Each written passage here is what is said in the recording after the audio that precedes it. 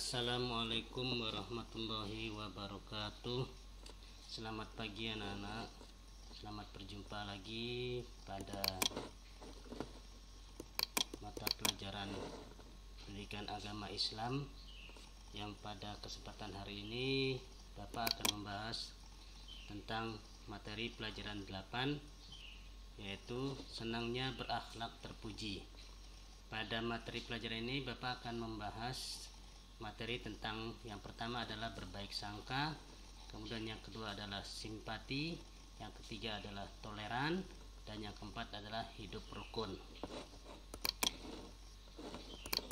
Untuk yang pertama adalah berbaik sangka. Berbaik sangka adalah menduga yang baik terhadap sesuatu. Baik sangka dalam agama Islam disebut husnuzon. Lawan dari baik sangka adalah su'uzon. Lawan dari baik sangka atau husnuzon adalah buruk sangka, atau dengan yang kata lain su'uzon. Siswa yang baik akan menghindari buruk sangka atau bersu'uzon. Kemudian hal ini tercantum dalam firman Allah Subhanahu wa taala, yaitu dalam surat Al-Hujurat ayat 12, yaitu yang berbunyi a'udzubillahi minasyaitonirrajim. Bismillahirrahmanirrahim.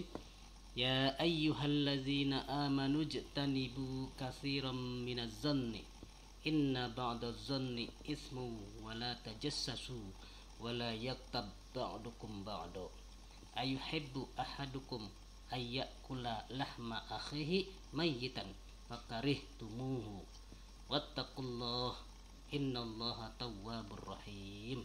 Yang artinya, wahai orang-orang yang beriman, jauhilah banyak prasangka, sesungguhnya sebagian dari prasangka itu dosa, dan janganlah kamu mencari-cari kesalahan orang lain, dan janganlah ada di antara kamu yang menggunjing sebagian yang lain. Apakah ada di antara kamu yang suka memakan daging saudaranya yang sudah mati? Tentu kamu merasa jijik, dan bertakwalah kepada Allah, sesungguhnya Allah Maha Penerima Taubat, Maha Penyayang. Kemudian yang kedua adalah materi tentang simpati. Apa itu simpati? Simpati adalah perasaan kebersamaan secara sosial, sehingga seseorang itu dapat merasakan perasaan orang lain.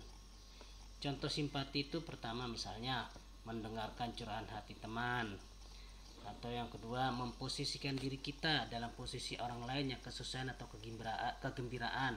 Ya, ketika ada teman yang susah, kita merasakan kesusahannya.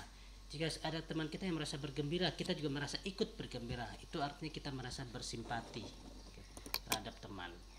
Nah, lalu apa itu hikmah dari simpati itu sendiri? Yaitu yang pertama adalah melatih sikap kepedulian, memperkuat hubungan persaudaraan, kemudian juga terjalinnya hubungan yang harmonis dengan sesama. Kemudian selanjutnya juga bisa mengurangi jumlah kejahatan karena hubungan yang baik antara kita dan sesama kita. Kemudian juga bisa mengamalkan perintah Allah Subhanahu wa taala. Dan yang terakhir adalah terhindar dari permusuhan. Itu salah satu atau beberapa hikmah dari kita bisa bersimpati kepada sesama kita. Kemudian yang ketiga adalah materi tentang toleran. Apa itu toleran? Toleran yaitu secara bahasa berarti tenggang rasa. Secara istilah, toleran adalah tenggang rasa terhadap pendirian orang lain yang berbeda dengan pendirian kita. Ya. Hal ini dilakukan karena manusia diciptakan oleh Allah Subhanahu wa taala secara beragam dengan kelebihan dan kekurangannya masing-masing. Tidak ada manusia yang sempurna di dunia ini. Kemudian